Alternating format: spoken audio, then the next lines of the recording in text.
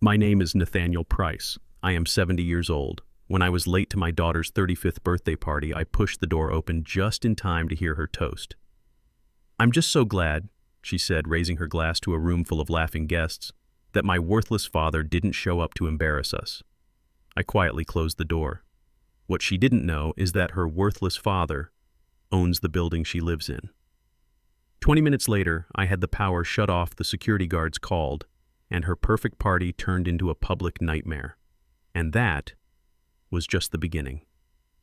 Before I continue my story, please let me know in the comments below where you are listening from. And hit that like and subscribe button if you believe that respect is something you earn, not something you are just given. I stood in the silence of my penthouse, the Houston city lights glittering below. They looked like a sea of scattered diamonds, and I owned a small, quiet part of that sea. The quarterly board meeting for Price Holdings LLC had run late. It always ran late. I straightened my $5,000 Armani suit. The dark silk felt smooth under my fingers. I looked at the man in the reflection. 70 years old, tired eyes, but successful. This was the man nobody knew. I walked to a plain, unassuming wall near the study, pressed a panel, and a hidden closet slid open. Inside, hanging alone, was my other life. A gray janitor's uniform, faded, worn thin at the cuffs. It smelled faintly of bleach and industrial floor wax. I slowly unbuttoned the suit, the armor of my real life. I put on the rough, familiar fabric of the uniform. This was the man my daughter Destiny knew. My wife Serena passed 5 years ago. God, I miss her. She was the only one who knew about this double life. She came from the same dirt I did. We built this empire together, one run-down duplex at a time, scrubbing floors and painting walls ourselves. "Nate," she used to say, her hand warm on my cheek, "your humility is a virtue, but one day the people you love are going to mistake it for weakness. Be ready for that day." I always brushed it off. I always told her our daughter wasn't like that. Tonight I had a cold feeling in my gut, a feeling that Serena's prophecy was about to come true. I took the private elevator, the one hidden behind the mahogany bookcase, down to the basement. Not the lobby. The basement. I walked down the long gray concrete hallway to apartment 1G, the janitor's quarters. This was my official home in this building. Small, simple. A cot in the corner, a hot plate, a small buzzing refrigerator. I opened a small footlocker under the bed. Inside, resting on an old blanket, was a small hand-carved wooden box. I'd spent the last 3 months making it for Destiny. It was her 35th birthday. I ran my thumb over the intricate carvings of the bluebonnet flowers. She used to love them when she was a girl, when we'd walk through the fields near Lake Conroe. I knew she would hate it. She wanted money. She wanted the flashy, empty things her husband Chad valued. But I still hoped. I still saw the little girl who held my hand, not the woman who seemed ashamed of it. I tucked the small box into the deep pocket of my janitor's jacket. I was late. I took the service elevator, the creaking, slow freight elevator, up to the rooftop terrace. It was the only elevator Destiny thought I was allowed to use. She thought I had pulled strings with the building management to get her the terrace for free for her party. The truth was, I owned the terrace. I owned the building. I owned the management company. As the heavy elevator doors rumbled open, I heard the sound of clinking glasses and laughter. I pushed the terrace door open just a crack. The party was in full swing. Music was playing. White tablecloths. Champagne towers. All of her friends, Chad's friends, were there. Wealthy, loud, they looked expensive. Destiny was standing on a small makeshift stage holding a champagne flute. She looked beautiful in a red dress. She looked happy. My son-in-law Chad was right beside her, his arm wrapped possessively around her waist. The music stopped. Destiny tapped her glass with a fingernail. "Friends, thank you all for coming." Her voice was bright but brittle. "I want to make a special toast tonight." She giggled, a sound that suddenly felt foreign to me. "I want to toast to a stroke of good luck. I am so glad that my worthless father Nate didn't show up." My breath caught in my chest. I froze. Worthless. The word echoed in the silence of my mind. It hit me harder than any physical blow I had ever taken. A few people in the crowd laughed uncomfortably. Destiny plowed ahead, energized by their attention. I mean, can you imagine she continued, her voice dripping with scorn. "He'd just embarrass us all, shuffling in with his filthy janitor uniform. It's just better this way. He doesn't belong here." Chad kissed her, beaming. He took the microphone from her hand. "Don't worry, baby," he said, his voice slick and superior. "It's all part of the plan. Once we get his signature on those papers next week, he can retire permanently in that basement. He won't be our problem anymore." The hand-carved box in my pocket suddenly felt like it weighed 1,000 pounds. The pain. It wasn't hot like anger. It was cold. It was the coldness of a heavy steel door slamming shut deep inside my heart. Serena was right. They saw my humility as weakness. They saw their father, their provider, as a problem to be managed. A signature. That's all I was to them. A signature standing between them and something they wanted. I stood there for a full minute just breathing. My hand was still on the door. Then I very carefully, very slowly took the small wooden box out of my pocket. I placed it on the floor right outside the door. I straightened it so it was perfectly parallel with the door frame. Then I let the door close. It didn't make a sound. I walked back to the service elevator. I didn't rush. I didn't stumble. I just walked. I rode it back down to the basement, walked past my home in 1G, and went to my real elevator. I rode it up to the penthouse. The transition from the concrete block hallway to the Italian marble foyer was jarring, but tonight it felt right. I walked to the floor-to-ceiling windows. My penthouse was on the 40th floor of the South Tower.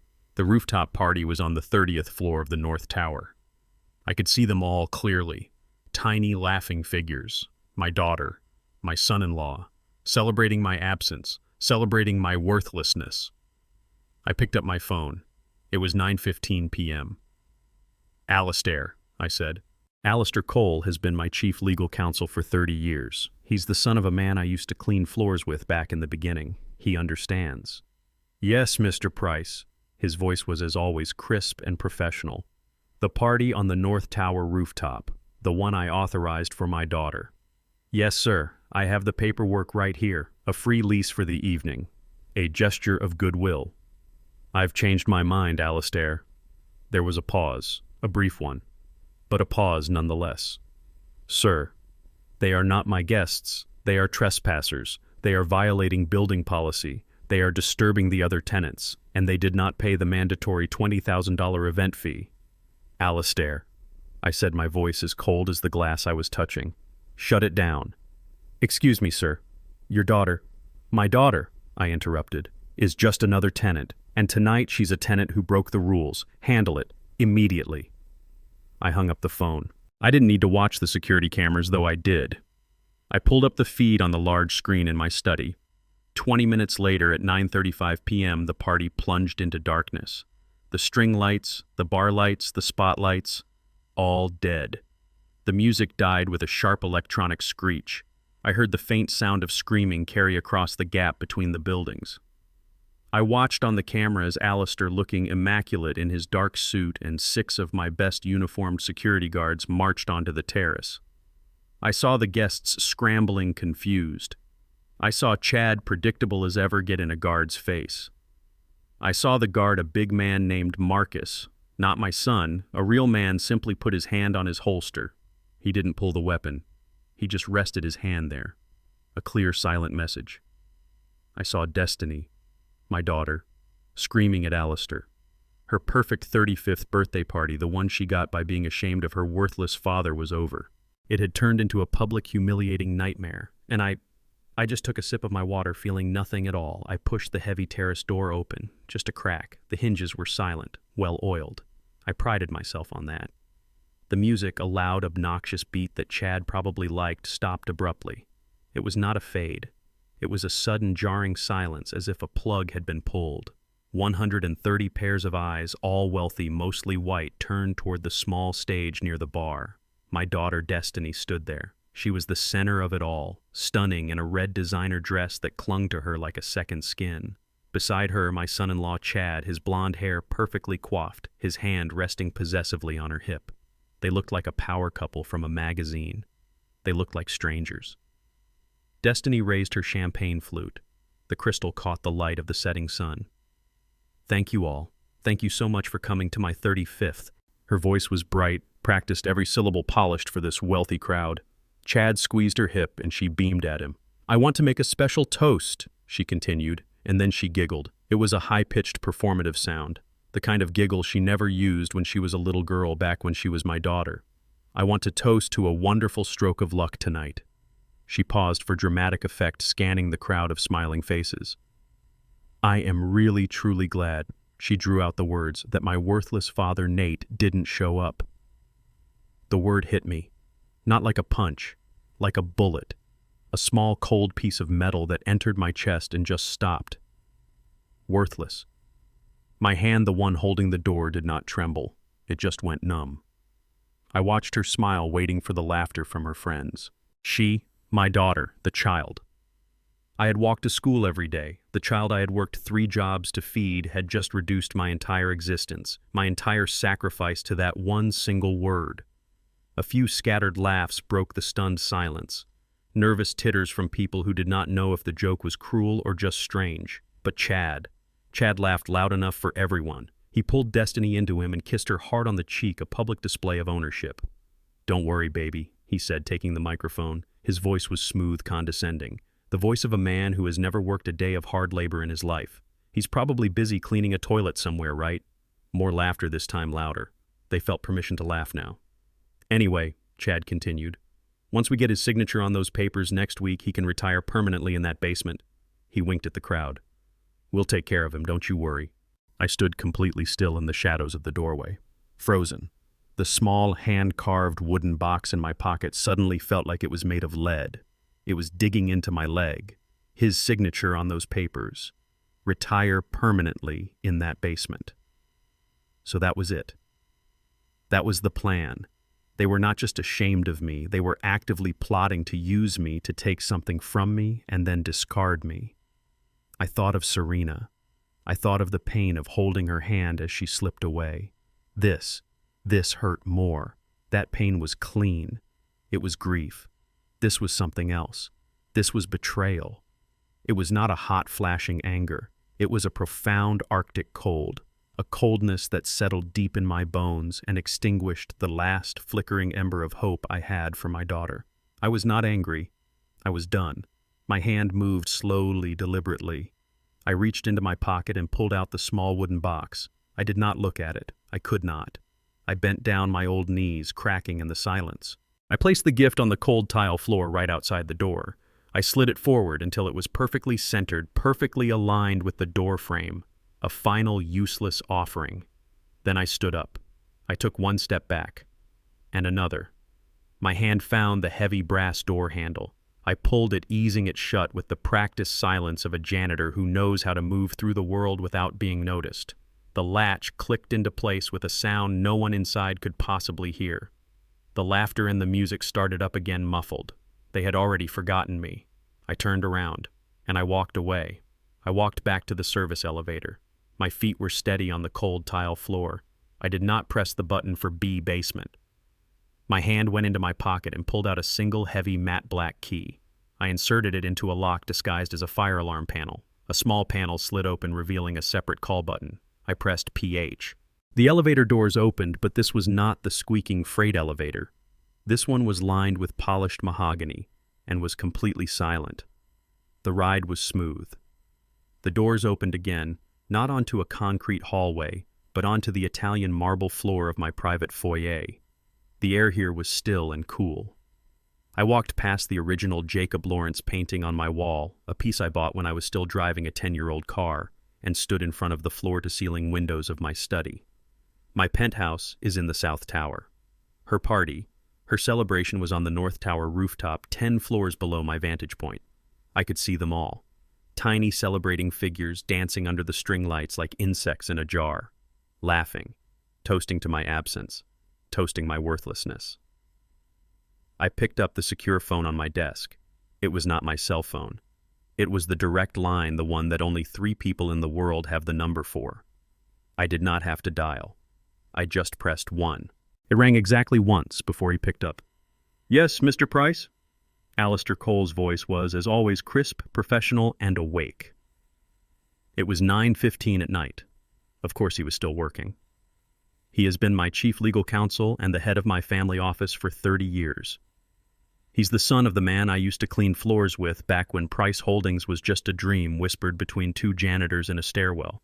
Alistair knows the truth. He's the only one since Serena passed who ever did. He knows the janitor, and he knows the chairman. Alistair, I said. My voice was calm. It surprised me. I felt no rage, no fire, no trembling sadness. I just felt cold, an executive coldness, the kind I use when a multi-million-dollar deal is about to collapse and I need to cut the dead weight. Are you seeing the North Tower rooftop party? I asked. I heard the familiar faint click of his keyboard as he brought up the security feeds on his end. Yes, sir, I am. The event authorized for your daughter, Miss Destiny Miller. A free lease for the evening, a gesture of goodwill as the memo stated. He sounded confused, cautious. I am looking at it now, Mr. Price. It seems quite festive. Festive, I repeated, my voice flat. I watched on my own screen as Chad, my worthless son-in-law, smashed a champagne bottle on the ground like a fraternity boy. He was standing on a custom-built teak bench that cost more than his car. It's over, I said. There was a silence on the line. Not a long one, just long enough for him to understand that the rules had changed. Sir, Alistair's voice was careful. The party on the North Tower rooftop. The tenants in apartment 25G, Chad and Destiny Miller. They are trespassing. Alistair paused again. He was processing. He knew my complicated relationship with Destiny. He knew this was not a simple noise complaint. Sir, with all due respect, he said, the authorization memo was signed by you. You gave them permission. I have changed my mind, I said. My voice was flat. There was no room for negotiation in it. They are not on the approved guest list. They did not pay the mandatory $20,000 event fee. They are damaging property, and they are disturbing the real tenants, the ones who actually pay their rent. I looked down at the party. I looked at my daughter, the one who called me worthless. Alistair, shut off the power to the terrace. Call security. Escort every single person out of this building. They are no longer welcome. Do it. Now. Yes, Mr. Price, he said. The hesitation was gone. The order was given. The order would be obeyed. I hung up the phone. 20 minutes. That's how long it took. I did not even need to watch the security feed on my monitor, though I did. I could hear the chaos start even from 10 floors up and across the courtyard. First, the music died. It did not fade out. It was cut mid-beat with a sharp electronic screech. Then the lights. Not just the colored party lights, but all of them. The beautiful string lights overhead. The lights illuminating the bar. The spotlights on the champagne tower. Everything. Plunged into sudden, disorienting darkness. A wave of screams, female and male, high-pitched and confused, rose into the night air. I watched on my monitor as guests stumbled, pulling out their cell phones to use as flashlights. The terrace was filled with little bobbing points of light like fireflies in a panic. And then my men arrived. 4 of my best security guards, big men, all ex-military, entered from the service stairs. They carried heavy-duty flashlights that cut through the darkness like prison searchlights. And walking calmly behind them, untouched by the chaos, was Alistair Cole. His suit was still perfectly pressed. I saw the guests begin to run a stampede of expensive shoes on stone, bottlenecking at the elevators, pushing each other to get out. They were like ants whose hill had just been kicked over. I watched Alistair walk directly to my daughter. Destiny was screaming. I could see her face red and contorted, unrecognizable with rage. She was pointing at Alistair, then at the sky, then at the dark. Chad, predictable as ever, tried to play the big man. He puffed out his chest and shoved one of the guards. It was a terrible mistake. The guard, a man named Marcus, a good man, I paid very well, did not even flinch. He simply grabbed Chad's arm, spun him around and pinned him against the wet bar with a force that made my son-in-law's knees buckle. Alistair was speaking. I could not hear his words, but I did not need to. His posture said it all. Calm, authoritative, final. This party is over. This is private property. You are trespassing. Leave immediately. Destiny's perfect 35th birthday, the celebration of her sophisticated life, the toast to her worthless father. It had just turned into the most humiliating night of her life. She was left alone in the dark, surrounded by half-eaten food, spilled champagne, and my security guards. Her nightmare had just begun, and I just sat back in my dark leather chair. I felt nothing, nothing at all. I took the private elevator back down to the basement. I walked the long gray concrete hallway to apartment 1G, my home. I sat on the lumpy cot, the one metal spring digging relentlessly into my back. I was ready. I did not have to wait long. 10 minutes. That is all it took for the rage and humiliation to travel from the 30th floor terrace to the basement. The sound was not a knock. It was a pounding, a frantic, privileged violence slamming against my thin, hollow core door. Bam! Bam! Bam! As if they were trying to break the door down with their bare hands. I took a slow breath. I slumped my shoulders, letting all the strength drain from my spine. I put on the face of a man who has been beaten down by life. I put on the face they expected to see. I shuffled my feet across the floor, my old janitor boots scraping the linoleum. I fumbled with the deadbolt, making my hands shake. "Just a minute," I called out, my voice intentionally weak. "Just a minute, I'm coming." The door flew open before I had it fully unlatched. It slammed against the interior wall, making the small room shudder. Destiny stood there. Her beautiful red dress was immaculate. Her hair was perfect. But her face was not. It was twisted into a mask of pure, ugly rage. Her expensive mascara was running in black streaks down her cheeks. She looked like a spoiled, furious child who had just had her favorite toy taken away from her. "What did you do?" she shrieked. The sound was deafening in the tiny concrete room. It bounced off the bare walls and hit me again. "What did you say to them? What did you do?" I flinched, shrinking back, playing my part. "Destiny, honey, what is wrong? What happened to the party?" "The party is over!" she screamed. She stormed into my room, her eyes darting around at my simple cot, my hot plate, my cracked walls, as if their very poverty offended her. They shut it down. They called security, they kicked everyone out, they said we were trespassing. She grabbed the front of my old gray janitor's uniform. Her perfectly manicured nails dug into the fabric. "You did this? I know you did. You must have said something to the building manager. You embarrassed me. You embarrassed us." She was so close I could smell the expensive champagne on her breath. "Do you have any idea they put Chad in handcuffs?" This was the performance. This was the moment Serena warned me about. I let my jaw drop. I made my eyes as wide as I could, filling them with feigned terror and confusion. "Handcuffs? Oh Lord, no. Destiny, what are you talking about? I just got back home." I intentionally leaned against the doorframe, pretending my legs were suddenly too weak to hold me. I wasn't feeling well," I stammered, my voice frail. "My stomach. I think it was that sandwich I ate for lunch. It didn't sit right. I couldn't make it up to the party. I've just been sitting here, honey. I didn't talk to anyone, I swear." I forced a cough, a deep, hacking, rattling cough that shook my entire frame. I made it sound wet. I made it sound old. I saw a flicker of doubt in her eyes. Just for a second. Could her worthless father even be capable of such a thing? But her rage was stronger than her reason. "You're lying," she accused, though her voice had lost a fraction of its certainty.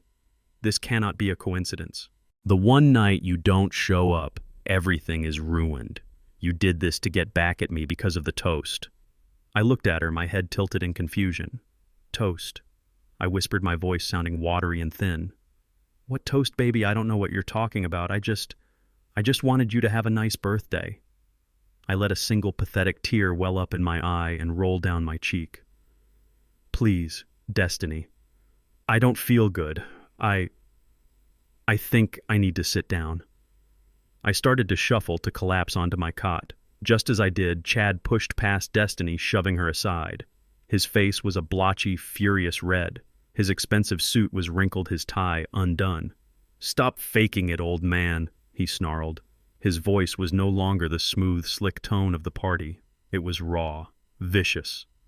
"Stop your pathetic, sniveling little act. You ruined everything. You worthless, useless old bastard." Destiny just stood there. She watched her husband curse her father, and she said nothing. Her face was a mask of pure contempt. "You know what?" Chad said, pointing a trembling finger in my face. "You're not just worthless. You're a liability. You're a problem that needs to be solved." He grabbed Destiny's arm. "Come on, let's get out of this dump. I can't even breathe in here." They turned and left. They did not just close the door. They slammed it. They slammed it so hard that the small, cracked picture of Serena I kept on my nightstand fell forward, its face hitting the dusty wood. I stood there alone in the sudden, ringing silence. I listened to their angry footsteps fade away down the hall. And then, I stopped acting. I stood up straight. The cough disappeared. The weakness in my legs vanished. I slowly walked over and picked up Serena's picture. I wiped the dust off the glass with my thumb. "You were right, my love," I whispered to her smiling face. "They mistook it for weakness." I placed her picture back on the nightstand, making sure it was perfectly straight. A liability, Chad had called me. A problem to be solved. He had no idea. He had no idea what a problem I was about to become. The door slammed shut. The sound echoed in the tiny room final. I stood there listening to their angry footsteps fade away down the long concrete hallway. Fading. Fading. Gone. I did not move for a long time. I just breathed in the stale air of my cell. Then I turned. I walked to the door and slid the heavy deadbolt across. Click. I turned back to the small room. My eyes went to the peeling water-stained wallpaper, to the wall next to my cot. Hanging there in a cheap $5 frame was my last photograph of Serena. She was smiling, standing on the beach at Galveston, the wind in her hair. It was taken 30 years ago. I walked over to the picture. I looked into her eyes. "You were right, my love," I whispered. "They mistook it for weakness." I lifted the picture frame off the rusty nail. The wallpaper behind it was clean, untouched by the grime of the basement, and in the center of that clean square was a small black digital keypad. My fingers, rough and calloused from a lifetime of work, moved with purpose. 8-1-8-2. Serena's birthday, August 18th, 1952. There was a faint hydraulic hiss, a sound no one in this building, not even the engineers, knew existed. The entire section of the wall, the part with the peeling wallpaper and the rusty nail, did not open. It slid sideways, disappearing into a hidden recess. Behind it was not a concrete wall. It was a private elevator lined with brushed stainless steel. I stepped inside. The door slid shut with the silent, heavy finality of a bank vault. There was no button for lobby, no button for the terrace. There was only one button, a black square with no markings. I pressed it. The elevator did not creak or rumble. It moved with silent pneumatic speed. I felt a slight pressure in my ears as I ascended, past the lobby, past the middle floors, past apartment 25G, where my daughter was probably still fuming over her ruined party. Up. The elevator stopped. The doors opened. I stepped out onto a 10,000 square foot expanse of black Italian marble. This was my home, the entire top floor, the penthouse. The walls were not walls. They were glass, soaring 30 feet high, offering an unbroken 360-degree view of the Houston skyline. The furniture was minimal, expensive, and perfect. A single dark sofa, a grand piano, a reflecting pool in the center of the main room. This was apartment PH1. This was where I truly lived. Apartment 1G, the janitor's closet in the basement, was a lie, a prop, a costume. I am not just Nate the janitor. I am Mr. Price. I am Nathaniel Price, the founder, CEO, and sole owner of Price Holdings, LLC. I own this building. I own the 2 towers across the street. I own 5 commercial skyscrapers downtown. I own the land under Lake Conroy that Chad thinks is just an old family cabin. I was a janitor 40 years ago. Serena and I, we were janitors together. We cleaned buildings just like this one, scrubbing toilets, mopping floors, emptying the trash of men who looked right through us. But we saved every single penny. We lived in a 1-room apartment and ate rice and beans for a year. We saved enough to buy a foreclosed duplex in the 5th Ward. It was a wreck. I fixed the plumbing. Serena painted the walls. We rented out one side and lived in the other. We used that rent money to buy a 4-plex, then an 8-plex, then our first small apartment building. I learned the contracts. Serena learned the ledgers. We built this. We built it from the dirt with our own hands, our own sweat. When Serena got sick, our empire was already vast, but it was silent. When she died, I had more money than I could ever spend. But I had lost the only person who mattered. I kept the uniform. I kept the basement apartment. At first, it was to honor her, to remember where we came from, to remind myself that I am no better than the men who clean my floors. But after Serena was gone, it became something else. It became a test for destiny. I wanted to know, without the crushing weight of my fortune, if my daughter loved me. Nate, the man, her father, or if she only loved what I could give her. I stepped out of my dirty uniform and let it fall to the marble floor. I was done with it. For 35 years I had held my breath waiting, hoping. Tonight at her party I finally got my answer. She had made her toast. My worthless father. Now it was my turn to make mine.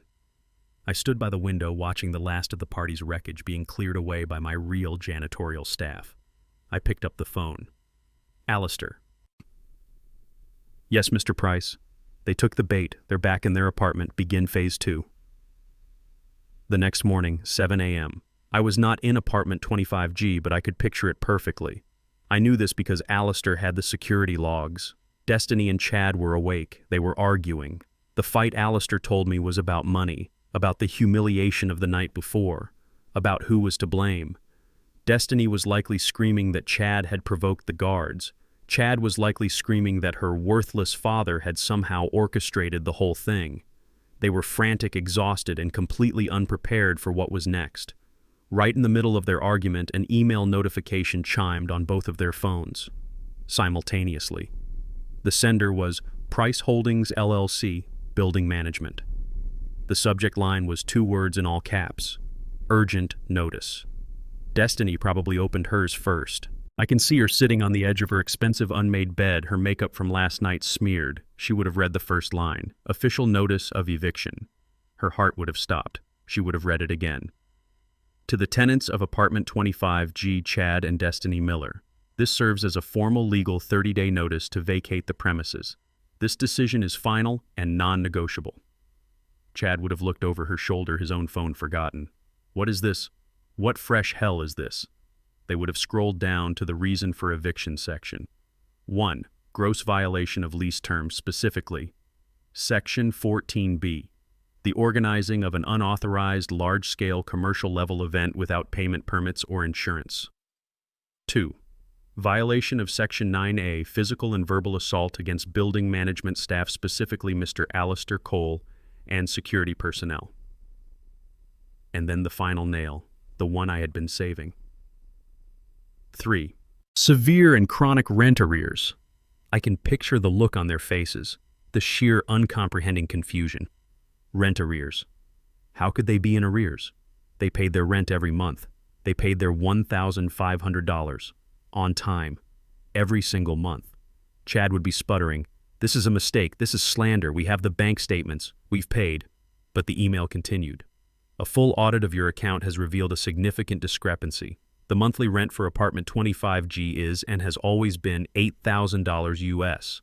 The amount you have been paying, $1,500, has been logged as a partial utility and amenities fee.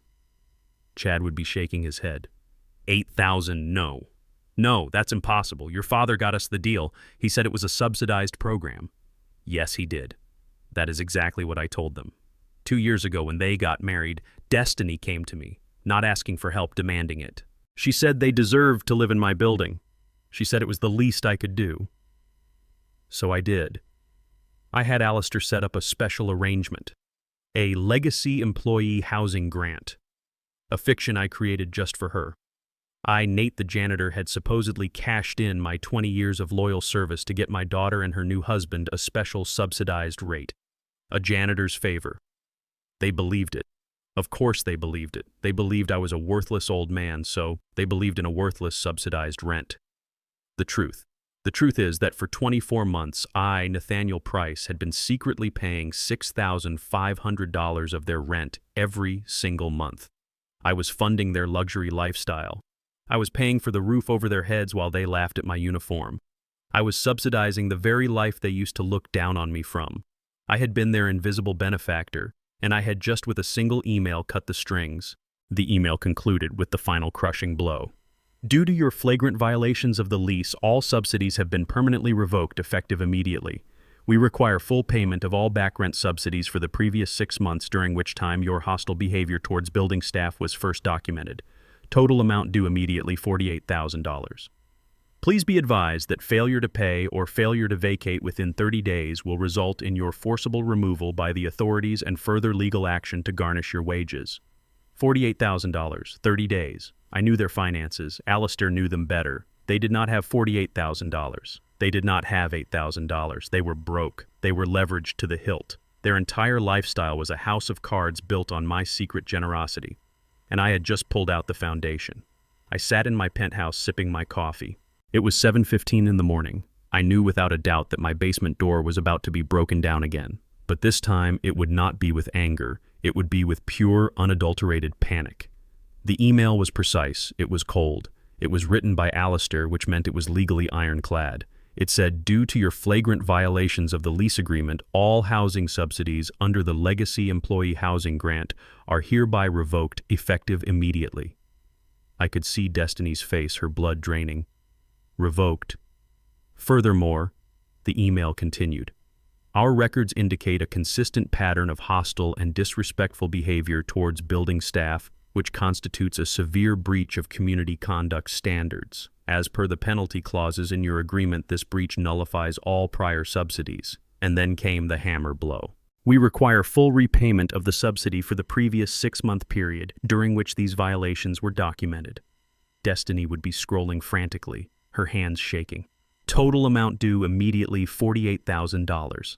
Please be advised that failure to pay this amount or failure to vacate the premises within 30 days will result in your forcible removal by the authorities and further legal action to garnish all known wages and assets.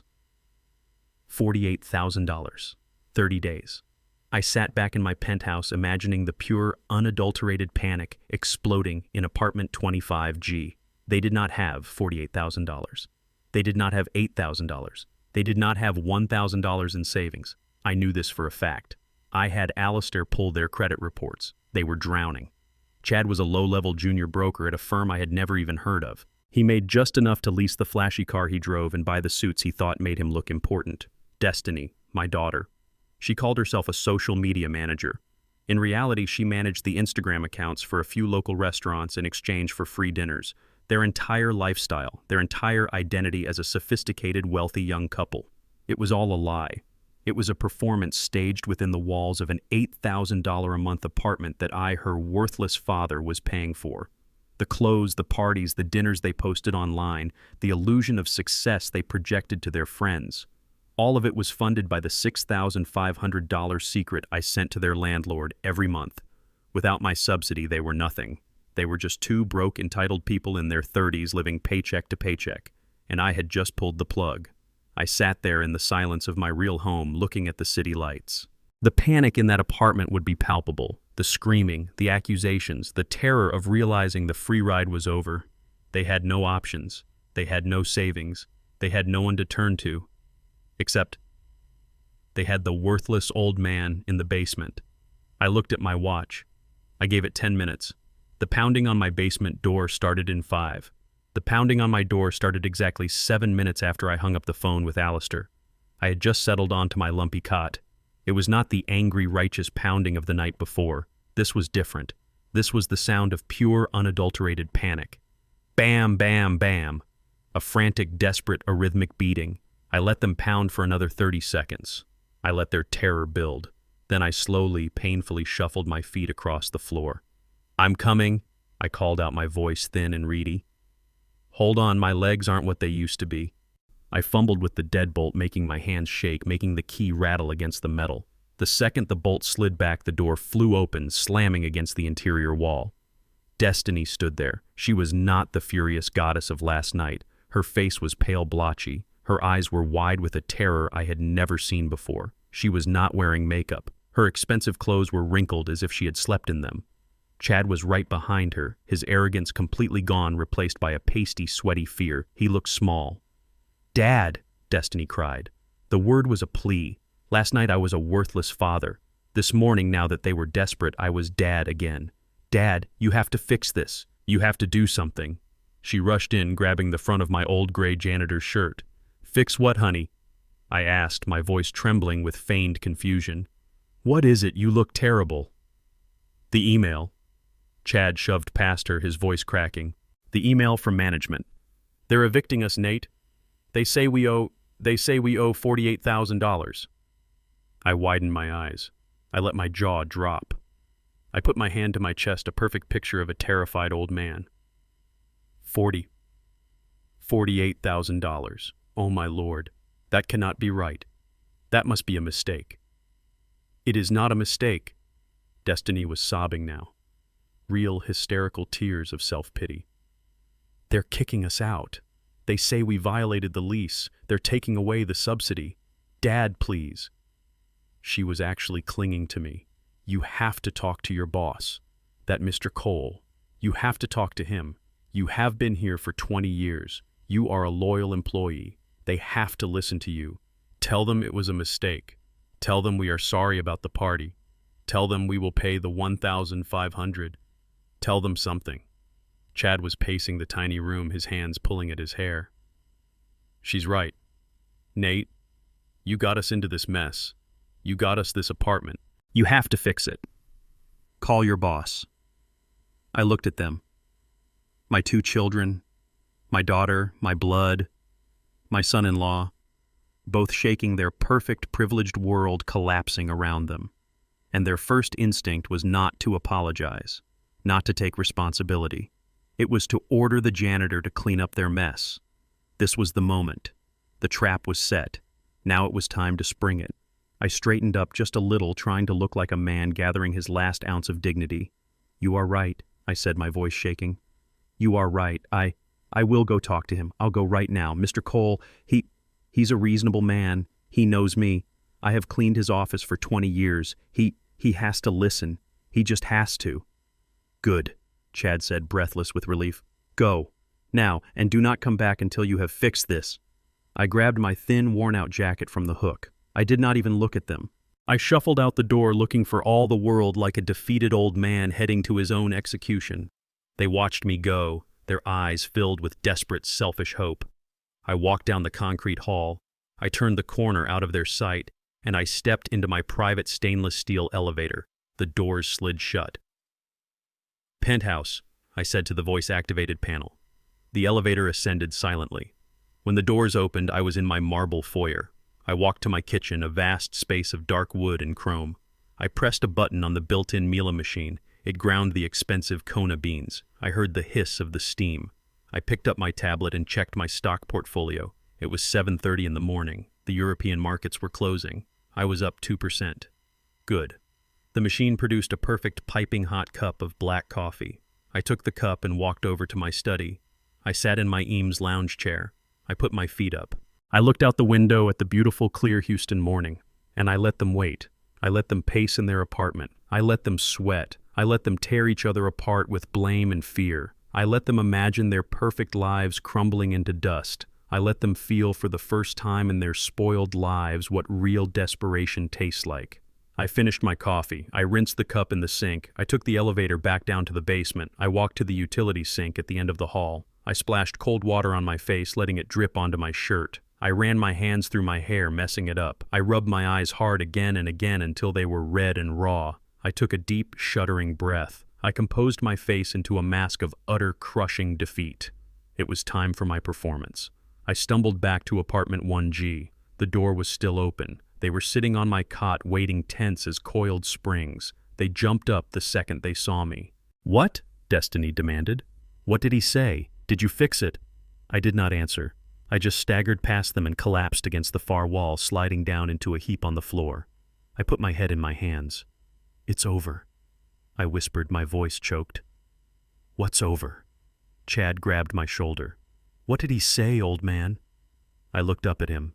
I let the tears come. They were real tears, but not for them. They were tears for Serena. They were tears for the daughter I had lost years ago.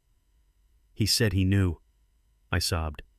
"He said he has known for 2 years that I was lying, that I had been letting my family live here for almost free, breaking the rules, defrauding the company." Their faces turned white. "He said it was not a subsidy," I choked on the word. "He said it was fraud." "Fraud?" Destiny whispered the word, her hand flying to her mouth. "Yes, and because of what happened last night, the party, the fight, they said I was an accomplice. They said I was a liability. They said I could not be trusted." I looked at my daughter, my eyes swimming with my fake tears. "Destiny, honey, they fired me. What? They fired me." I shouted, slamming my fist on the floor. I lost my job. After 20 years, I lost my job. I lost my pension. I let that sink in.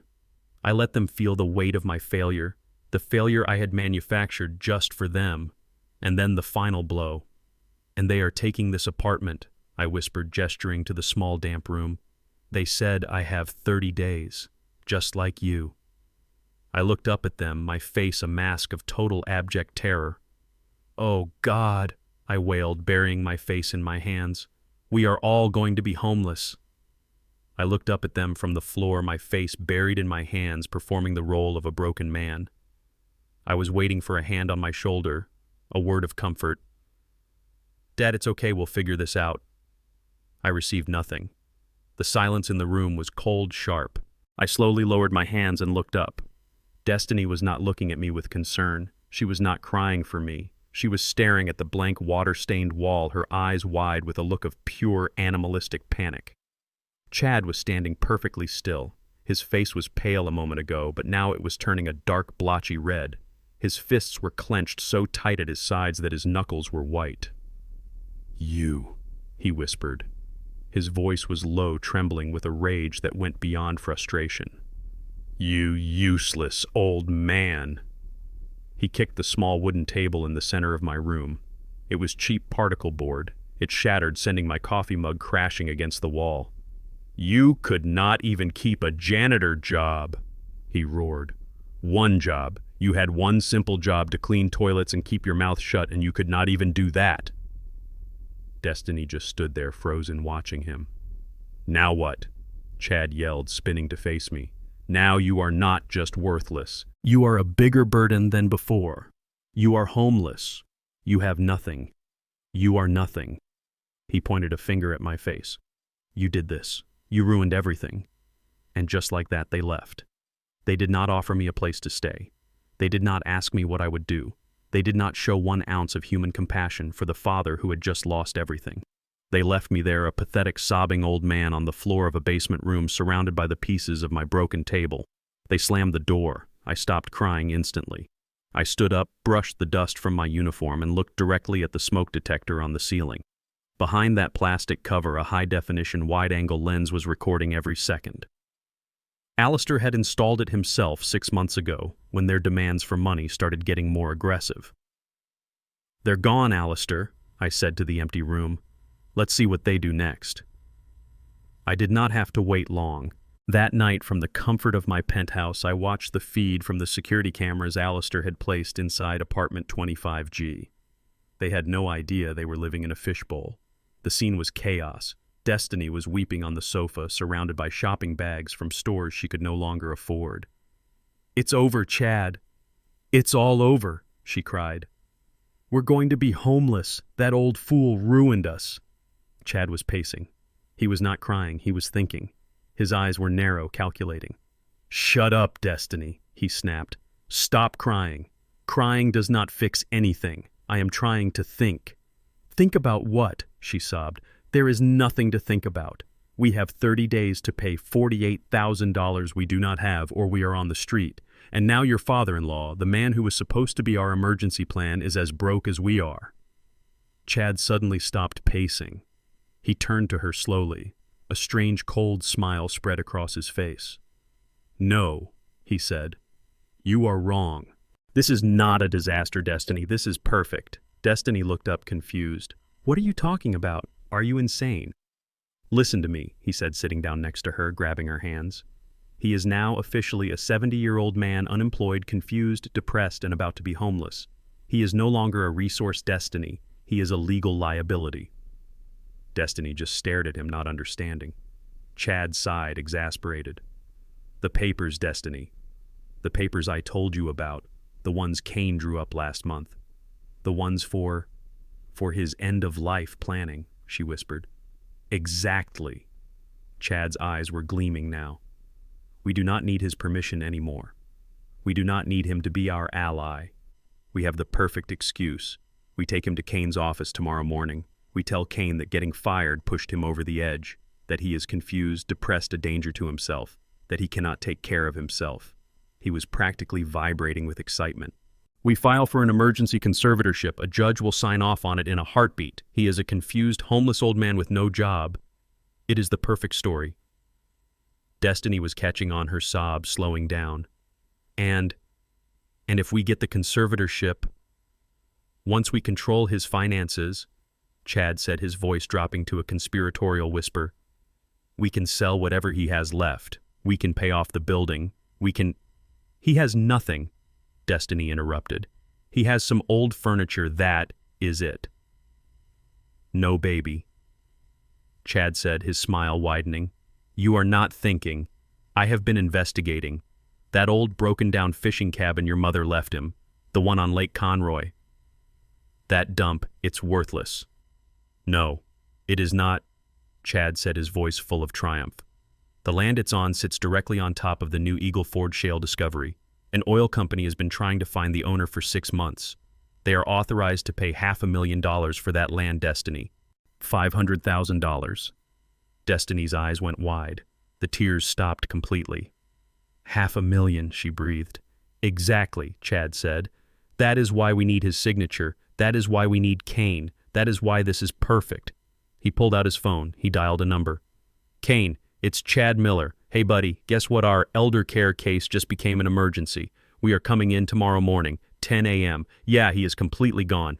Confused, crying, totally lost his mind. We need to file the emergency petition immediately. The knock came at 9 in the morning.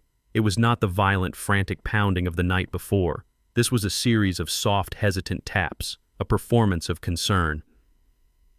I opened the door to apartment 1G. Destiny stood there. Her face was a mask of practiced, deep worry. She had even changed into a modest dark blue dress, something she would never normally wear. Her eyes were puffy. I wondered if she had forced herself to cry, or if the panic was so real that the tears came easily. Chad was beside her, his hands clasped respectfully in front of him. The arrogant, furious man from last night was gone. In his place was a dutiful, somber son-in-law. Dad, Destiny said, her voice soft and trembling. We were so worried about you. We were up all night. We found someone who can help us. All of us. Help? I asked, my voice intentionally weak and hoarse, as if I had been crying all night. A lawyer, Dad, Chad said, placing a gentle hand on my shoulder. It took all my strength not to shrug him off. His name is Mr. Kane. He specializes in situations like this. He helps families. He is going to help us figure everything out. They drove me there. I sat in the back of their leased BMW, a silent, broken old man in a wrinkled janitor's uniform.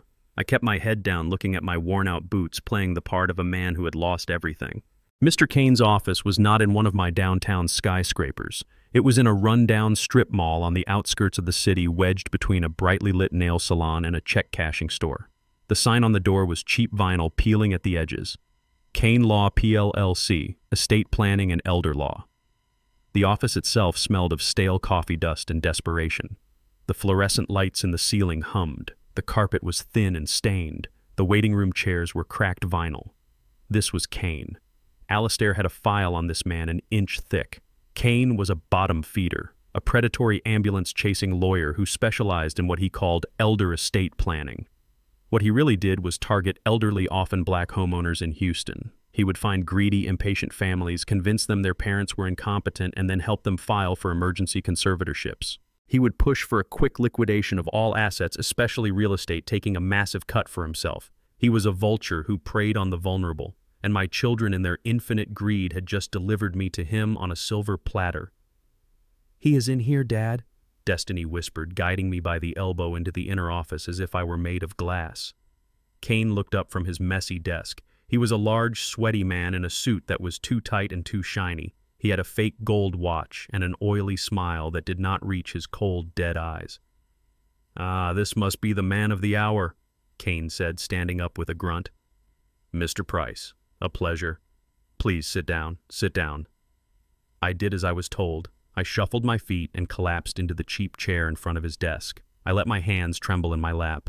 I kept my gaze fixed on the floor. I had not slept. My eyes were genuinely red and sore. They saw it as proof of my grief and mental collapse.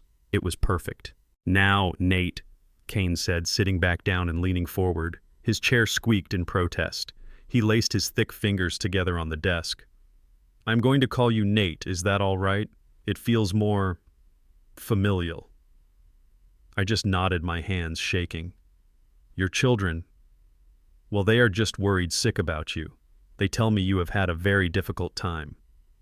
He is completely devastated, Destiny offered from the chair beside me, her voice full of fake sympathy. He has not been himself since he lost his job. He just sits and stares at the wall for hours. He forgets to eat. We are terrified he is a danger to himself. I see, Kane said, making a note on a yellow legal pad. He was practically drooling. This was an easy case for him. He turned his oily smile on me. Nate, he said, his voice slow as if he were speaking to a simple child. Your children are here to help you. They love you very much. But I need to ask you a few questions first, just to see where you are at, just to see how we can best help you, okay? I nodded again, slowly looking up at him through my red-rimmed, confused eyes. Good, he said, tapping his cheap plastic pen. Let us start with an easy one. Can you tell me, what day is it today? I looked up at Kane. His oily smile was fixed on his face. He was waiting. I let my eyes wander around the room unfocused, as if I was trying to find an answer on his dusty bookshelves. The day, I whispered. My voice was a dry, papery rustle. Yes, Nate. The day of the week. Do you know what day it is?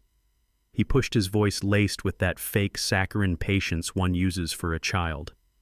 I looked at him, then at Destiny, then at Chad. It is Tuesday, is it not? I asked, my voice full of a sudden desperate hope. I have to get my uniform ready. For my shift. They will be angry if I am late again. Destiny let out a small, sharp gasp. She covered her mouth, an Oscar-worthy performance of a daughter's pain. Kane's smile widened. He had his fish on the hook. No, Nate, he said, gently shaking his head. It is not Tuesday. It is Wednesday, and you do not have to worry about your shift anymore, remember. My face crumpled. I made my eyes go wide with a dawning, terrible realization. Oh God, I stammered, my breath catching. I lost it. They fired me. I put my face in my hands. My shoulders began to shake. They fired me. I repeated, my voice now rising into a thin, keening wail. After 20 years I gave them. They said I was a fraud. I looked up, my eyes, which I had rubbed raw that morning, now streaming with very real, very hot tears. They were not tears of sadness. They were tears of a rage so cold it burned. But to them, it just looked like despair. They are taking my home, I cried out, pointing a shaking finger at nothing. They are taking my home. They are taking everything. My job, my home, I do not know, I do not remember.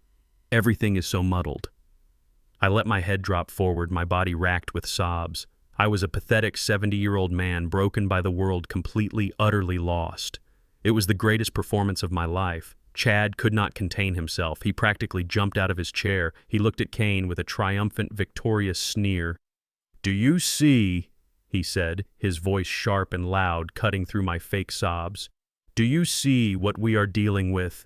He is completely gone. Lost his job yesterday, and his mind shattered. He cannot even tell you the day of the week. Kane nodded slowly, his eyes gleaming with greed. He wrote something down on his legal pad. Classic signs of a sudden cognitive breakdown triggered by severe emotional trauma. A judge will sign this petition in a heartbeat. He needs us to take care of him. Chad continued, his voice full of false, noble sacrifice. He cannot be left alone. He is a danger to himself. He needs to sign these papers. Chad pointed directly at the thick stack of documents on Kane's desk.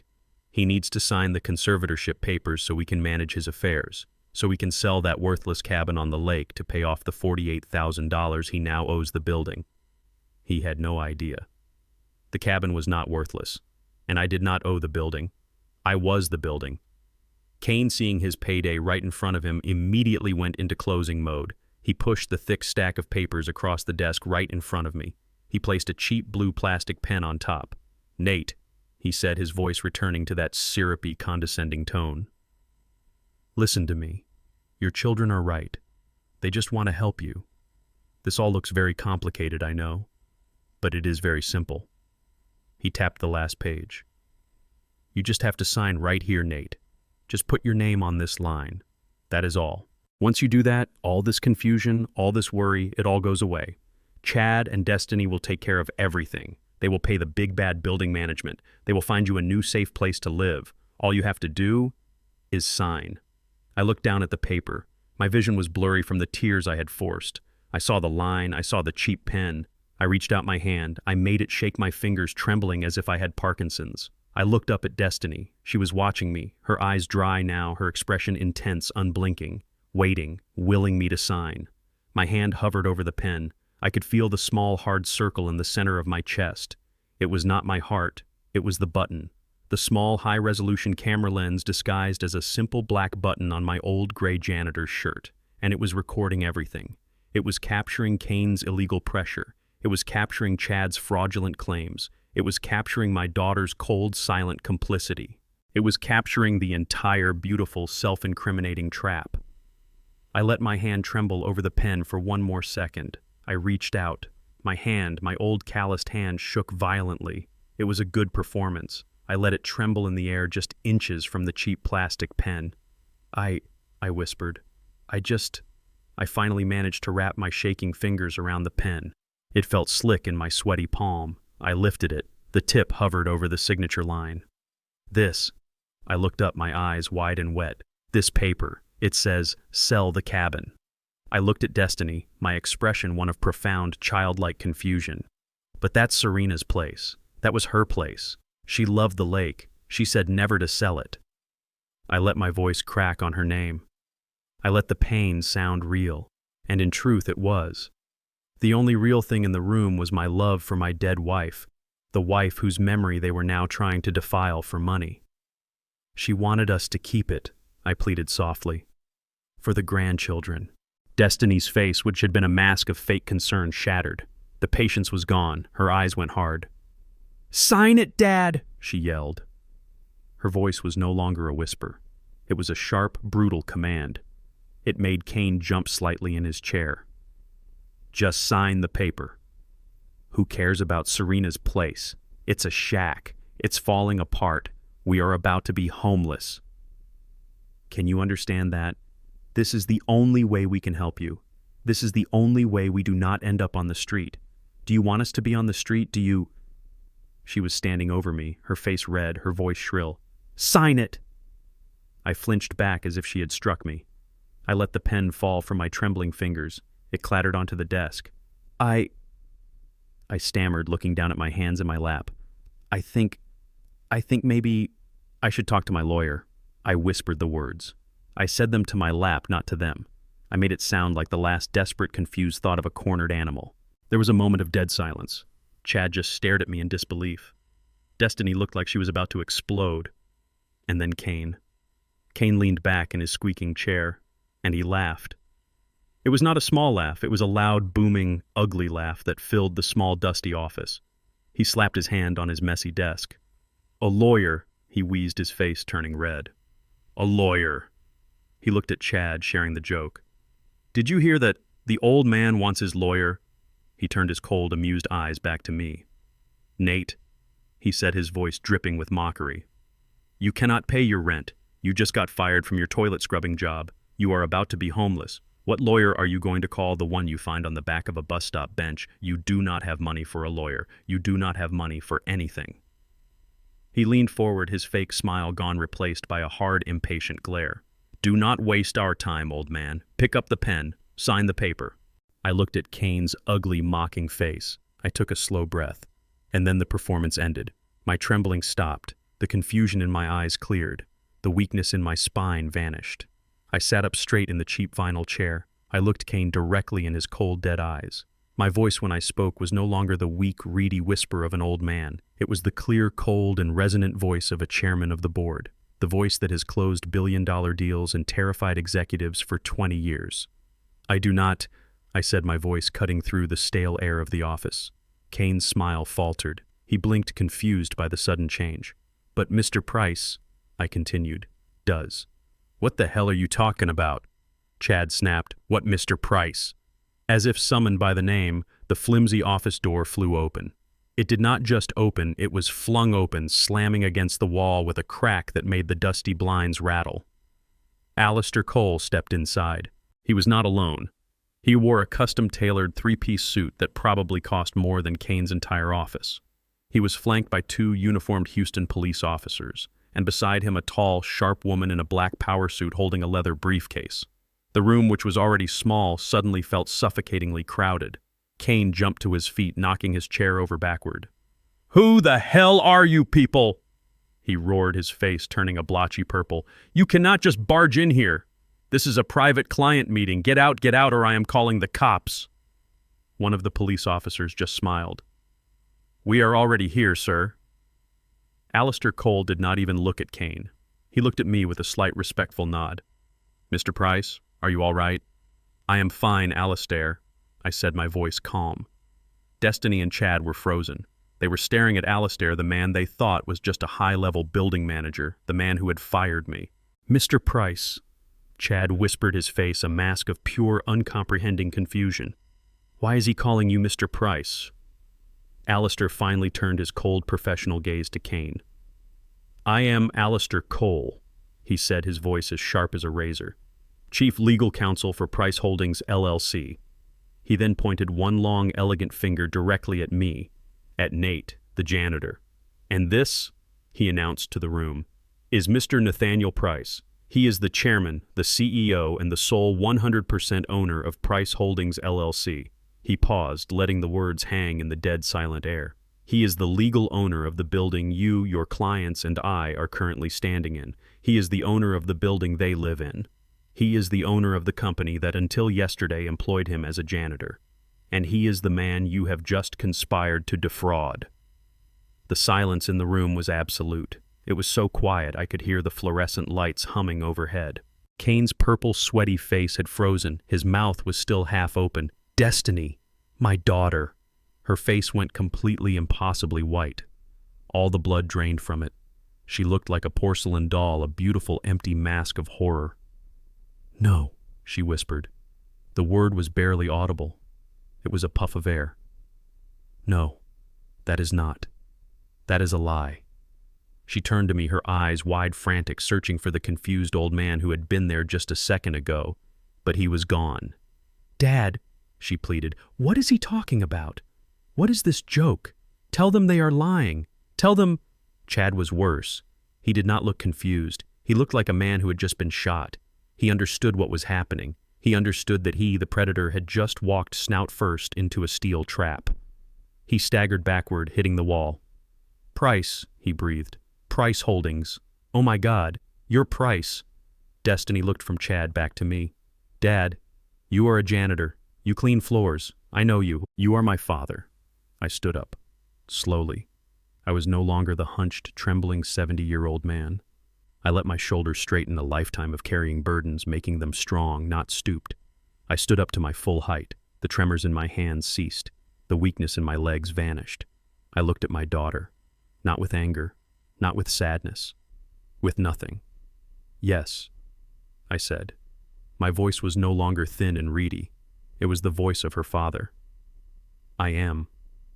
I reached up and very deliberately, very slowly, I unzipped the front of the old gray, foul-smelling janitor's jacket. The sound of the zipper was loud in the small room. I shrugged it off my shoulders and let it fall to the stained carpet. Underneath I was wearing a crisp white Sea Island cotton shirt, a dark silk tie, the clothes I had been wearing at my board meeting, the clothes I had put on before I put on my costume.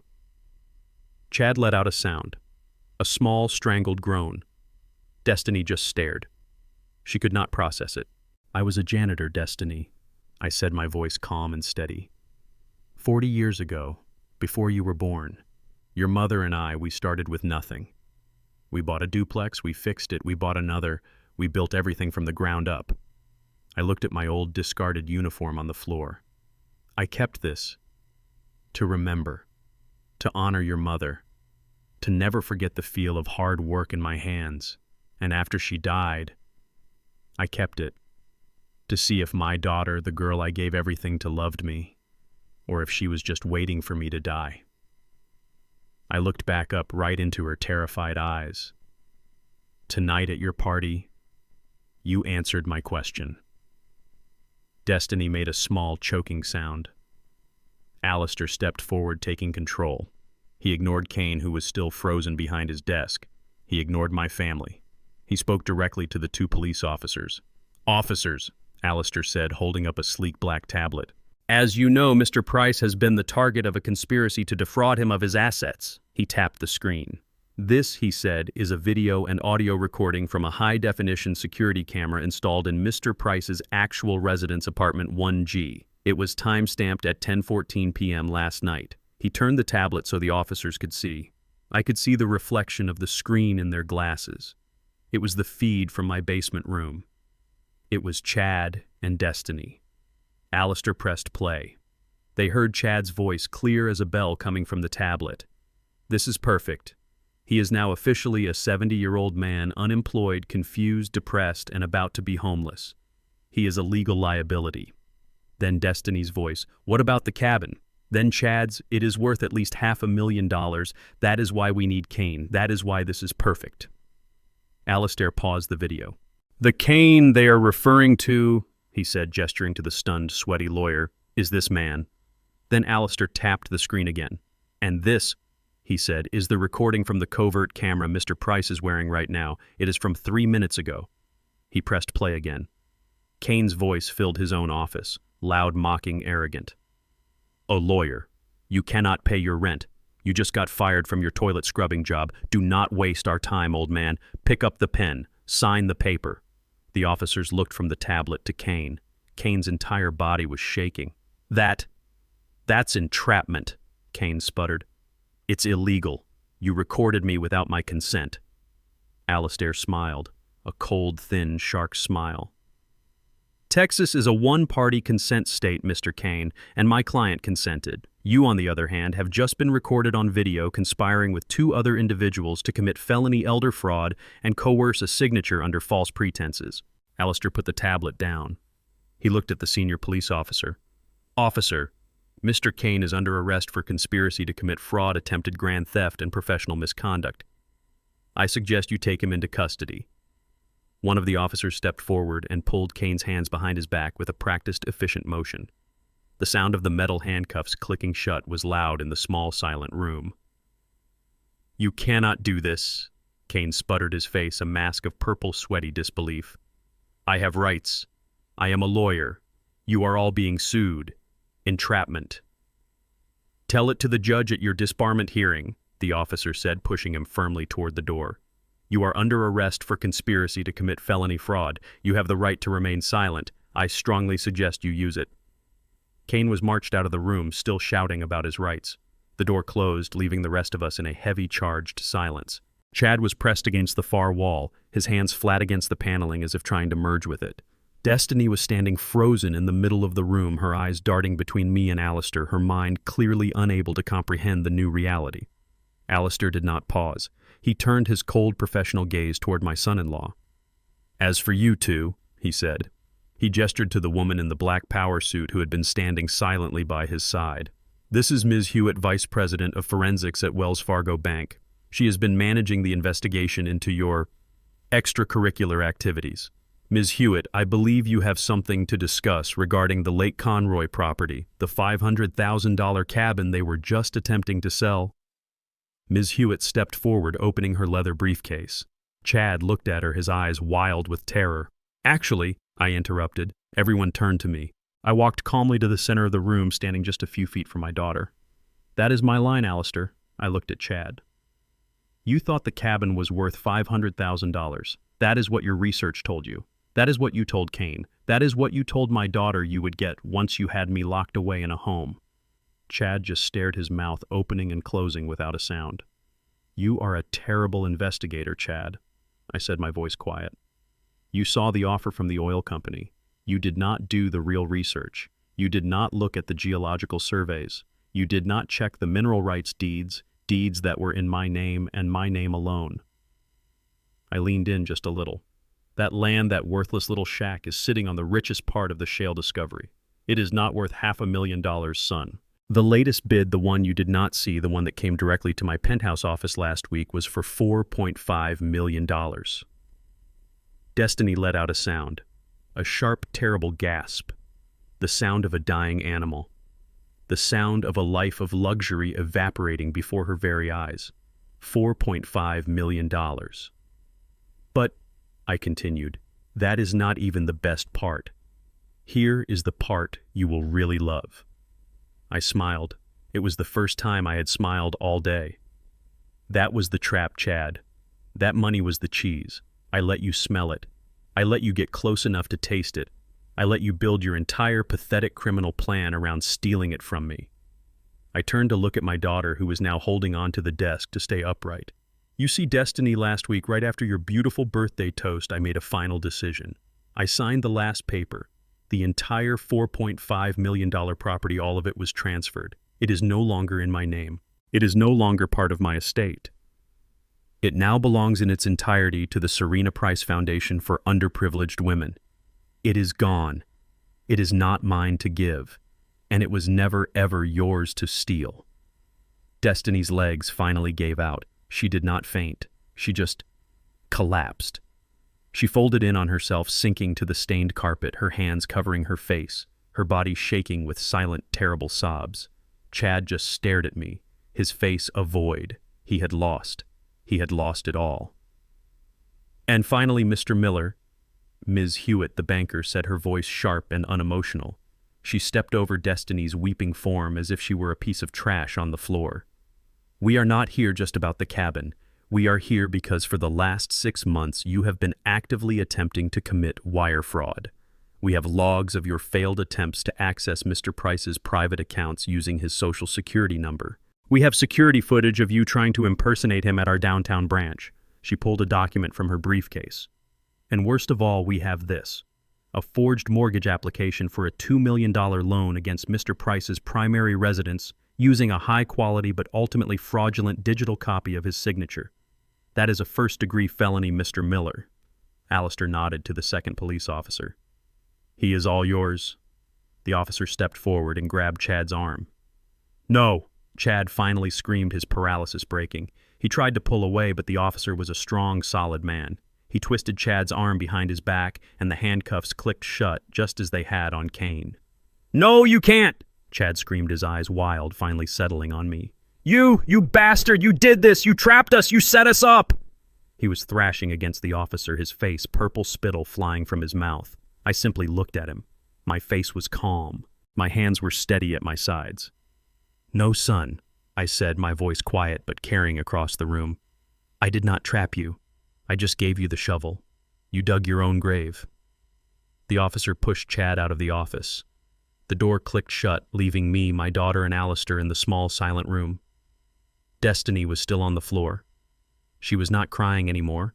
She was just empty. She stared at the spot on the stained carpet where my old janitor's uniform lay, a discarded snakeskin.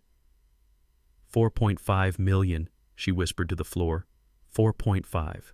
She looked up at me, her eyes hollow dead. You let me toast to your worthlessness. You heard me. You heard me, and you let me. I heard you, I said. My voice was not angry. It was just tired. I heard you call me a worthless father. I heard your husband plan to lock me away. I heard everything. You could have stopped me, she whispered. You could have told me. Why did you let me do it? Because you are 35 years old. Destiny, I said. I am done stopping you. I am done protecting you. I am done paying for your life while you despise me for it. Alistair cleared his throat softly. Mr. Price, we should go. The police will want a full statement downtown, and Ms. Hewitt has a car waiting. I nodded. I turned to leave. Dad. Destiny's voice was small, like a child's. What happens to me now? I stopped at the door. I looked back at my daughter, a crumpled figure in a designer dress, sitting on the floor of a criminal's office. Bankrupt. Her husband arrested. Homeless. And now she finally knew, that she had thrown away a multi-million-dollar fortune not because of me, but because of her own greed.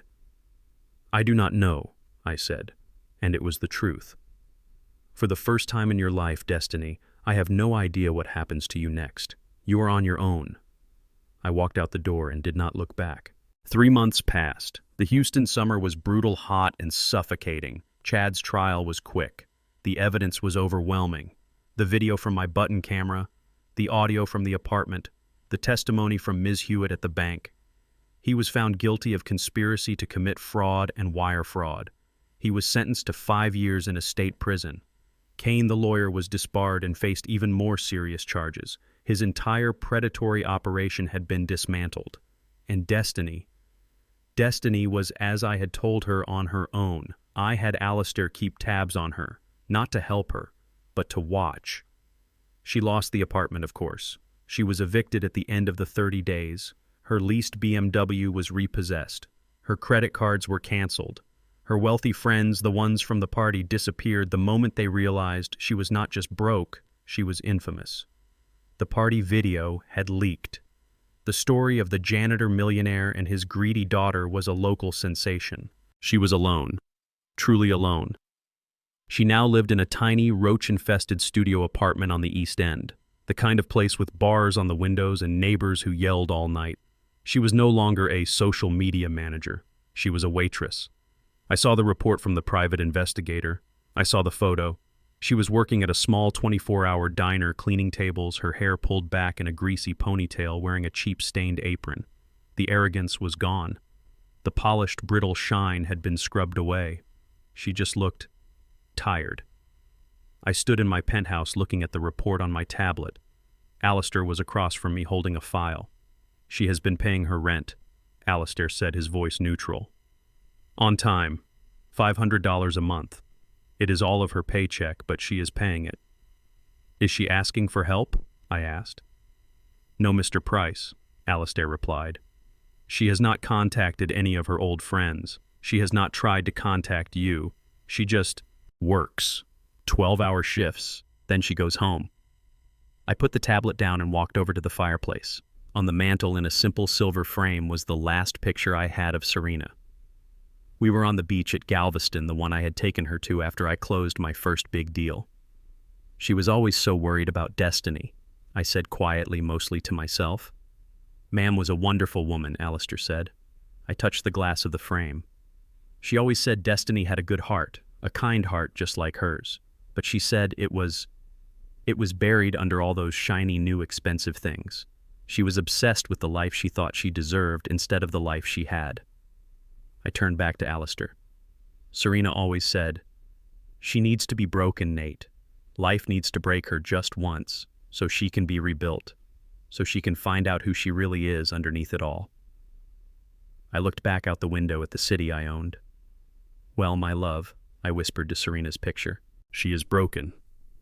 I went to the closet. Not the hidden one in the penthouse, but the small metal locker in the basement next to the boiler room. I opened it. The smell hit me. Bleach, old sweat, and floor wax. My old gray janitor's uniform was hanging there. I had not touched it in 3 months. I put it on. It felt familiar. It felt real. I did not take the private elevator.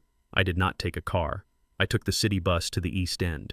The diner was called the Sunrise. It was small, greasy, and the sign was missing the N. It just said Sunrise. I walked in. The bell over the door chimed. A few men were sitting at the counter. A young couple was in a booth by the window.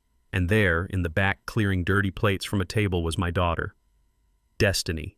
She was wearing a cheap, stained, mustard yellow apron. Her hair was pulled back in a net. She looked thin. She looked exhausted. She looked up when the bell chimed. She saw me. Our eyes met across the room.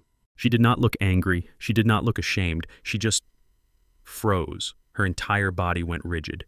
The heavy tray of dirty dishes, piled high with plates and coffee cups, just slipped. It fell from her nerveless fingers and crashed onto the linoleum floor. Plates shattered. Coffee splashed.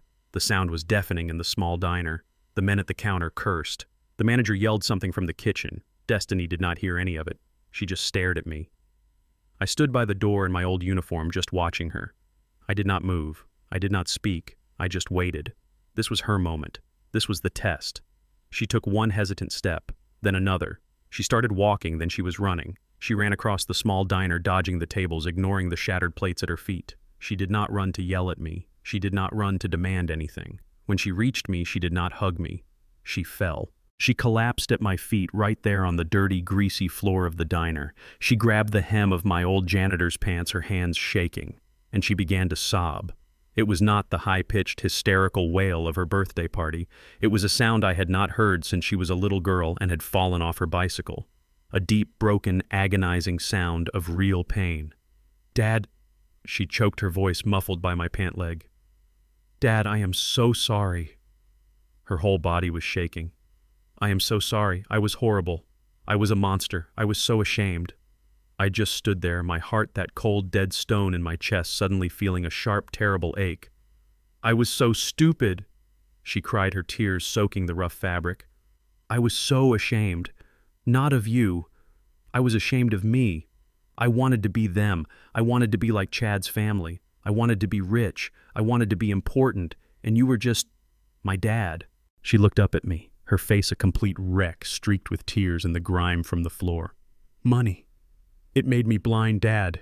It made me stupid. It made me cruel. I am so sorry. I am so sorry. Please, Dad. I am so sorry." I looked down at my daughter, my child, kneeling on the floor of a greasy diner, begging for forgiveness in a stained apron. She was broken, just as Serena had said she needed to be. And in that brokenness, for the first time in 10 years, I finally saw the daughter I remembered. I saw the good heart buried under all that shiny, expensive trash. I reached down. I put my hand on her head, on her messy hair. "Get up, Destiny," I said. My voice was not harsh. It was not cold. It was just firm. She looked up, confused. "Get up," I said, again gently pulling her by the arm. "Get off the floor. We do not beg. We are Prices. We stand." She stumbled to her feet, wiping her face with the back of her hands. "Dad, I hear you," I said, "and I see you. I see you for the first time in a long time." I looked at her, truly looked at her. "Forgiveness, Destiny," I said, "is not a gift. It is not something I can just give you, and it is not something you can just ask for. It has to be earned, every single day." She nodded, her eyes still full of tears. "I know, I will. I will do anything. I will clean floors. I will—" "You already are," I said, glancing at the mop in the corner, "and that is a start." I reached into the pocket of my clean-pressed janitor's shirt, the one I had put on for this. I pulled out a single key on a simple new silver ring. I held it out to her. She looked at it confused. "What is this?" "It is a key," I said. "It is to apartment 1B in my building. It is a studio. It is small. It is empty. But it is clean and it is safe." Her eyes widened. "Dad, you mean I can—" "No," I said, cutting her off. "It is not free." I held her gaze. "The free ride is over. Forever. The rent is $500 a month. No subsidy, no special program. That is the lowest rate Alistair will allow for a tenant employee, which you now are. You have a job, you earn a paycheck, you can afford it." I pressed the key into her trembling hand. "You want to earn forgiveness. You want to start over good. Start here. Start by paying your own rent. Start by earning your own way. Start by building a life that you can be proud of, not one you think they will admire." Destiny closed her hand around the key. She looked down at it, then back up at me. Her face was a storm of emotions: shame, relief, hope. "I will," she whispered. Her voice was raw, but it was strong. "I will not let you down, Dad. Not again, I promise." "Do not promise me," I said. "Promise yourself." I turned and walked away. I did not hug her. I did not say, "I love you." It was not time for that. I walked out of the diner, the bell chiming softly behind me. I left my daughter there, standing in the middle of a diner floor covered in broken plates and spilled coffee. I left her with a key, a job, and the one lesson all my millions could never buy: the chance to start over, the chance to earn her own worth. Here is a lesson learned from the story and a call to action. This story teaches us a powerful lesson. True worth is not measured by the car you drive or the money in your bank account, but by your character. It shows that people who are quick to judge others by appearances often reveal their own spiritual poverty. The greatest strength is not in showing off what you have, but in knowing and respecting who you are. Humility is not weakness, and dignity is not for sale. Sometimes the only way to teach a lesson about value is to show the true and devastating cost of disrespect. What would you have done in my place? Do you think I did the right thing? Or was I too harsh on my own daughter? Let me know your thoughts in the comments below, and please like and subscribe for more stories like this.